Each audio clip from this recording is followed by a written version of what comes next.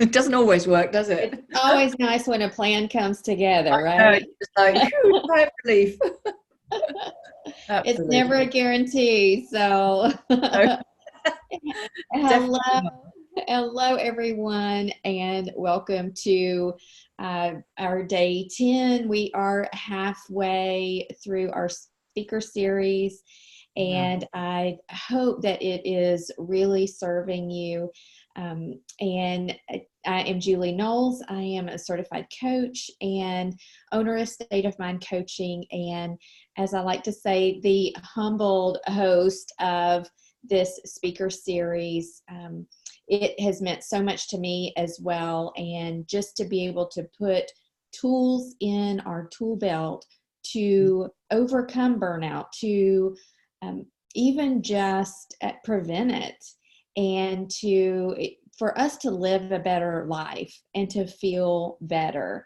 My favorite question in the whole world is, how do you want to feel? And no one wants to feel burnout, but we usually find ourselves there, and then we're like, how do we get out? And there are a lot of different ways. It's a personal journey into burnout if we experience that, and it's just as personal a journey out of it. So what my hope and my desire is to bring a lot of different modalities and approaches and perspectives to that, so that we just have a bigger arsenal to choose from whenever we're just ready to come out of that. And I want to introduce my guest today, and this is Fiona Clark, and she is the Zenergizer, and she is a transformational energy coach, a speaker. She is an author, co-author of Voices of Courage and Voices of Hope. And she has a very compassionate, down-to-earth, and holistic approach to healing her clients. And that's on a mind, body, spirit level.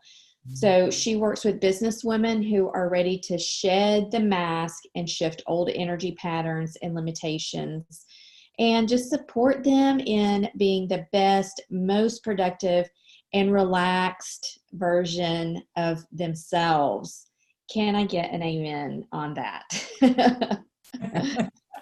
So, Fiona, thank you so much for being here. So, I am just honored to have you here. We know each other through Project Positive Change, and have connected. She is across the pond, I guess, as we would Totally. say here. So this is her evening and our afternoon. So welcome, Fiona, and I can't wait to dig into what you have for us today. It's been great to be here, and I just love what you're doing because it is such an important topic globally. It doesn't matter where we are in the world. I think so many people can relate to this. Yeah. Yeah. Especially women. I mean, I think men get burned out too, but Absolutely. Yeah. I think for women, and you work primarily, I guess, with women, and just I guess tell me a little bit about what you see and the work that you do, and maybe how you help them overcome that. Okay, so I mean, I have worked with a lot of men. I've worked with a lot of children. That's my other passion that I adore. But working with women, and I think, we've all been through our own journeys of burnout in whatever sense that may mean to people. It's different for all of us. It might come down to the same sort of core beliefs, etc., but it's a different journey for all of us. And what I see and what I have seen so often over the years is that we know women are givers. We constantly, well, what is the next thing we have to do for somebody else, and we tend to just wear those masks. Are we in the mother mask? Are we swapping into the lover mask, or the employee or employer, or the mother, the daughter, whatever it is? We're always wearing a mask. And I think we get to such a place in our lives where actually we don't know who we are. We really don't know who we are until we reach that burnout. And for me, the massive big crash for me was when my husband left.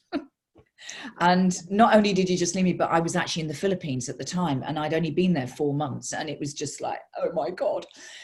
But through that journey, I suddenly started questioning my thinking, well, who am I? I suddenly turned into this person who had no confidence and was worried and fearful and, didn't think I was good enough to do anything.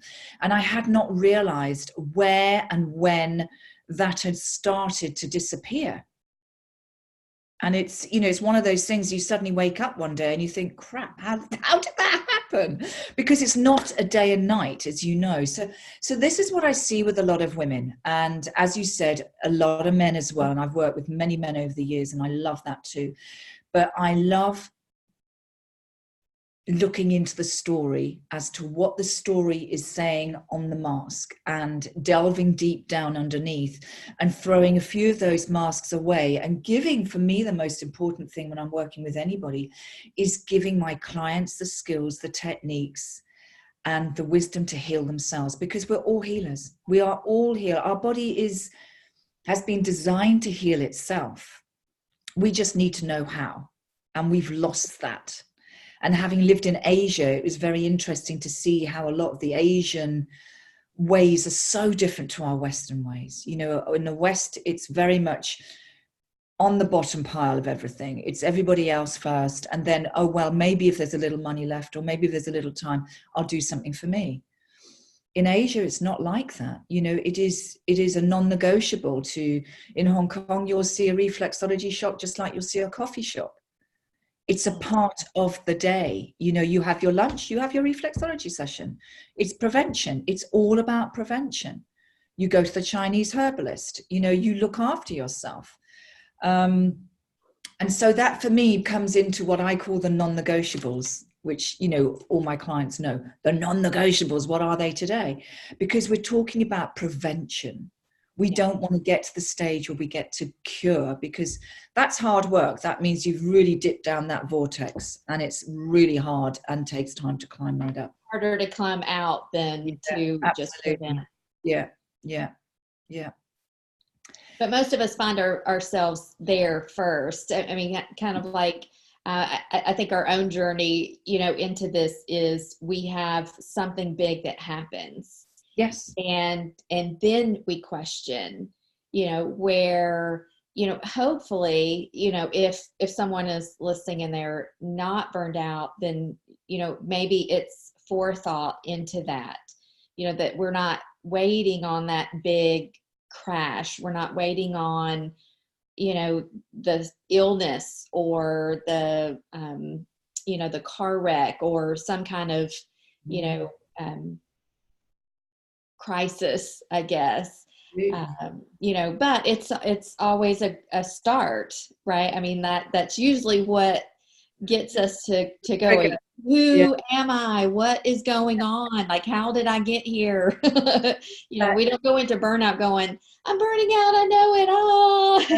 It's like kind of exactly like you said. It's like, what the hell? Like, oh my gosh, like, I'm here. What, how did I get here? What was that path? So, yeah. It's, but it's fascinating. And I must say, I absolutely love, seeing the changes in women. I mean, I had a client recently, and it was just so beautiful. After the first session, she went and got all her hair chopped off. Mm-hmm. And she went home and she said, and her husband said, well, what on earth have you done? It looks dreadful. Actually, it looked amazing, because she had it up to here and it was down here. And she said, I realized that I was growing my hair because he liked long hair. I never liked it. So it's like, okay, this woman is really, really taking hold here. And literally done 6 sessions with her, and she's like this transformation. And it just makes me smile, because I just think, yes, the masks are coming down, and some people don't like that. And she's like, I'm coming up against a lot of resistance in people, because they're thinking, well, who the hell are you now? You're saying what you want to say. You didn't do that. And so you have to get through. It's sort of like this resistance to being who you are, not what other people expect you to be, or how they expect you to act, because you have done so in that way for so long. It's like, whoa, this is who I really am, and I'm going to embrace it. So I just find it absolutely joyful. It just lights my eyes up when I see the changes. It's just amazing, beautiful. Yeah, yeah.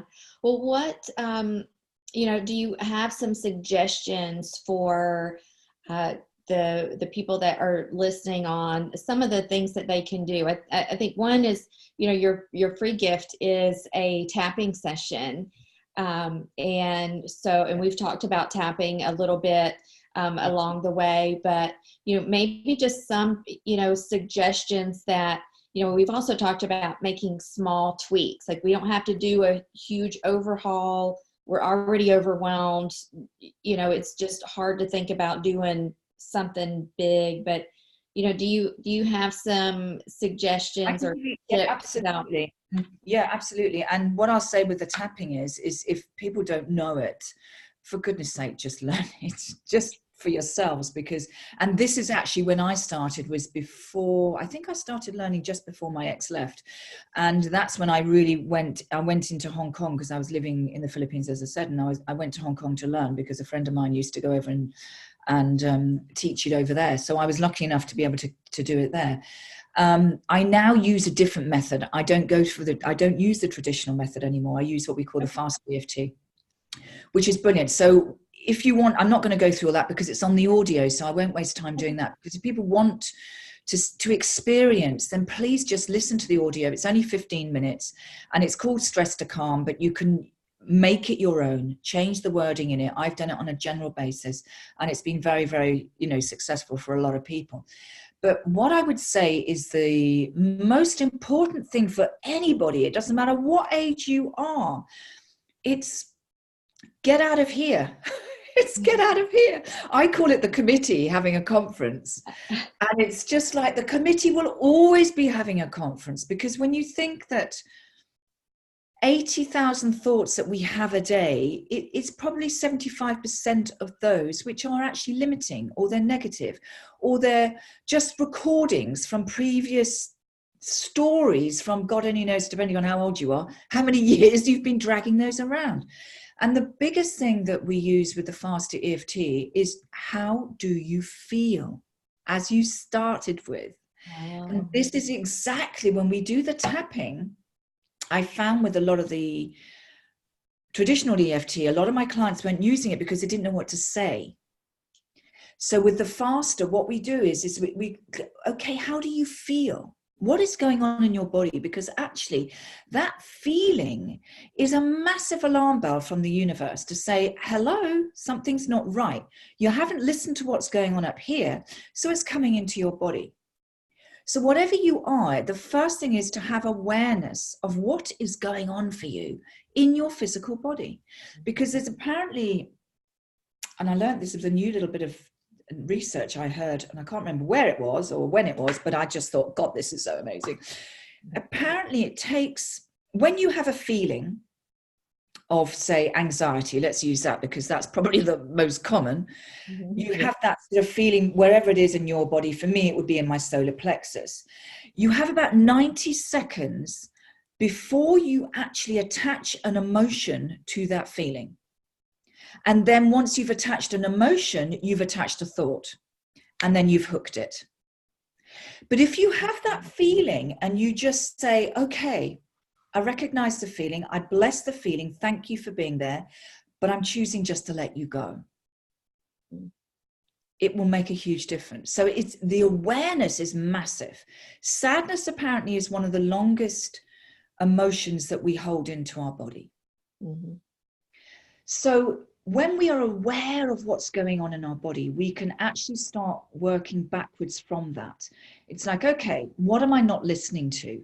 What are the messages that keep going around? The committee will keep on chatting about it, and they'll keep going in the old conference, and especially at night when you go to bed, that's when it starts.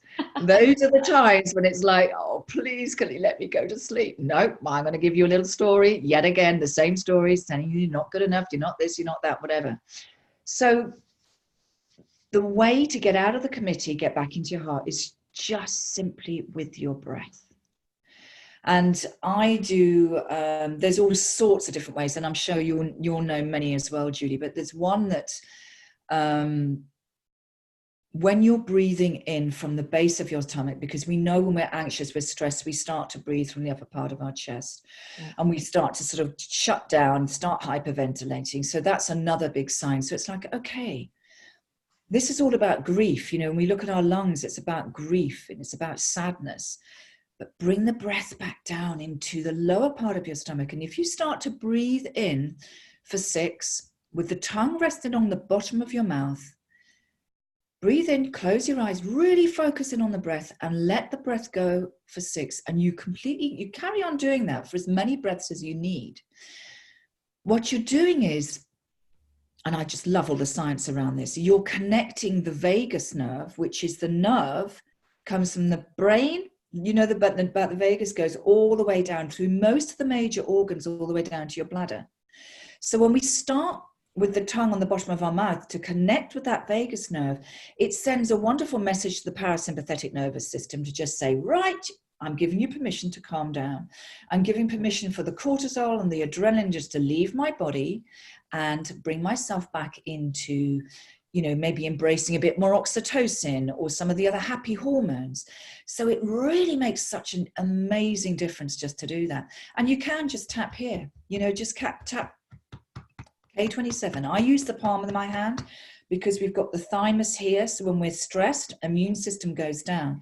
So by tapping our hand, we're boosting an immune system and we're calming down the kidney meridian, which is all about fear, anxiety, dread, panic, all those sort of emotions. And it's just bringing you back into a calmer state of being. So that's just the first thing, is awareness. And then breathe. And you can do this literally anywhere. It doesn't matter where it is. Standing in the, you know, to pay for your shopping or whatever it is. So this is what, I have so many different techniques because I trained as a kinesiologist back in 91. So I've been working with energy in the meridians and I do a lot of the brain gym exercises. And this is what I'm passionate about doing, is sharing with people how they can heal themselves. So I call it my Zenergy chest of skills and techniques. And this is what I love, is that people now working with them, they take the responsibility for their own healing. They have those non-negotiables every day. This is not just when you're feeling stressed. This is, as we say, to keep you in the momentum so that you are prevention created rather than, oh my God, now I'm sick. Now what do I do? You know, it's hard work then. Right. So breathing in so many ways is just the most magnificent way to bring yourself back to the present moment, out of the committee, into your heart. Yeah.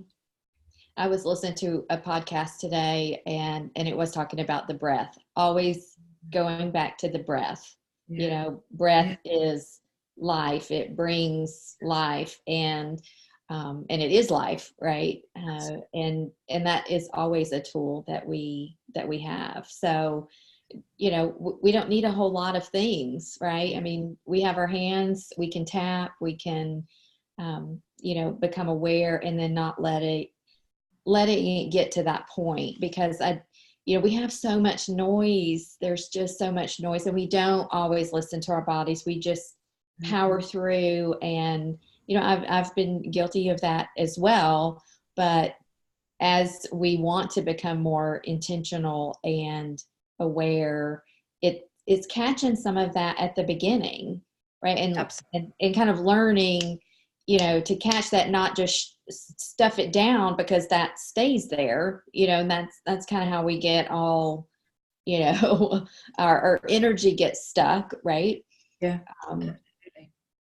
To kind of keep that going and flowing as you would. That's it. And that's, you know, it's like the flowing river. Are you actually flowing down with the river, or are you paddling upstream? Because when you're paddling upstream, it is always going to be hard work. It is always going to be hard work. So it's a matter, and it is having that awareness, Julie, isn't it? It's like we are just energy beings.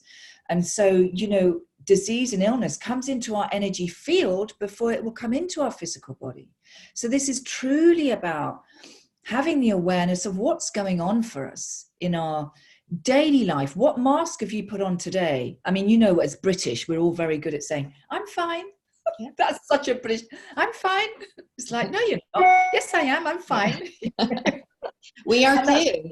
we are too, you know. Yeah. How are you doing today? I'm great. I'm great. I'm having a nervous breakdown inside, but you know, on the outside, I'm great. Exactly. Yeah, it's like, okay. And you trundle off and put that mask back on, you get into the house or the car and you're like, oh my God, I just can't go. You know, so it's just ludicrous. And that's where we need, you know, these beautiful things that you're doing, getting speakers on, because we've all got different skills. We've all got different energy fields. And it's just allowing people to also give themselves permission to say, actually, it's okay not to be okay. Yeah. It's okay to be vulnerable, you know, because I don't know if do you know David Hawkins' levels of consciousness? Yes. Yeah. Oh, I mean, those are just, when you look and it says, you know, I was shocked when I saw that, because 85% of people are living in those lower levels of consciousness. So in blame, in shame, in fear, in anxiety, all these gloom and doom things. And I always said, and I didn't realize this until I saw the chart, and it was like, as far as I'm concerned, it takes courage to step over that wall of fear. So you need the courage to step into those higher levels of consciousness, which then give you the willingness, the acceptability, the peace, the freedom, the love, etc., the joy, which is really where all of us want to be. That's what our life is about. We just want to be in that state. And yet the majority of the time, we're just in that gloom and doom area where our energy feels heavy and we just like, oh, another day, here we go. Right. Mm. Yeah, and have you heard, and I can't remember who said it, but they're also talking about, when you were talking about courage, just to step through that fear, it's like it takes 20 seconds just to step through fear. Like, just all you need is like 20 seconds just to feel that and move on. Yeah, absolutely. I'll have to look that up and see who said that, because I was like, okay, you know, like, we don't have to gear up. I mean, it's 20 seconds, like, and we can endure anything for 20 seconds, right? Absolutely. Yeah. So. I think it's fascinating. I mean, the other way that I use the tapping, actually, if anybody it doesn't know, and you know, you can just tap the points. I mean, in the faster, we just do this one, this one, this one underneath the chest, and then on top of the you don't have to say anything. You can just think, okay, I'm not enjoying this feeling, connect with the feeling. And you can just say, just focus on that feeling, because the feeling is representing everything else. It's representing the actions. It's representing how you see yourself, the judgments, etc., etc., etc. So if you just let go of the feeling and everything it represents, it is simple as that. And take some breaths. And then you can just add in very simply, how do you want to feel? I feel magnificent, you know, I feel in flow, I feel, you know, that I have that courage to do what I need to do, or whatever it is. I feel that everything is okay. It can be as simple as that. It doesn't need to be complicated. Yeah. And can make a huge difference in a few minutes. Right. Beautiful, beautiful. Thank you so much, Fiona. This is, you know, and again, this is exactly what, you know, what I envision, because while we have talked about tapping, you know, you bringing us a different version of that. And I understand that is, I'm actually excited to actually get your audio as well. Because the other can feel a little bit complicated sometimes if, you know, you're, you know, the setup statements and it's great. I mean, I've done the other and it works. It works, you know, it's amazing. And it is a wonderful, wonderful tool that, you know, you can use in the car. I have done it in the car, anywhere, or just as something comes up, just to help clear that.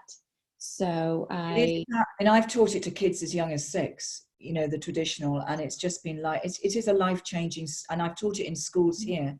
I'm actually going to teach on a workshop on Sunday, a lot of kids, which I just love doing. But it doesn't have to be complicated. You don't even need to do the setup, because when you go into the feeling is representing everything else. You can keep it simple, so simple. Yeah.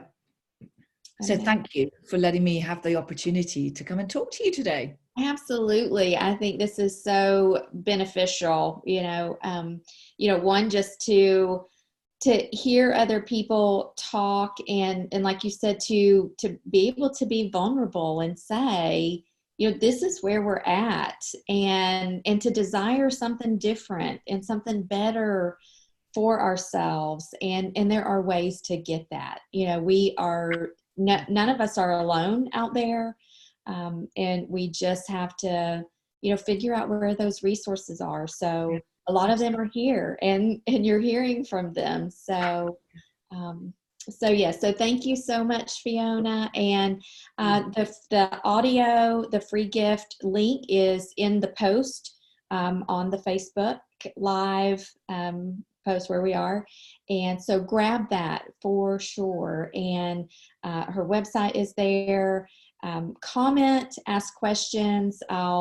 She's in the group, so she can answer. Yep, no worries. And I'll connect with her as well. But if you have any questions or need any help with this, let us know, and we will certainly get in contact with you. So everyone, have a fabulous weekend. Fiona, thank you so much. I appreciate you. Yeah. All right. And we will see everyone back here next week for week 3. Yay. All right. Bye, everyone.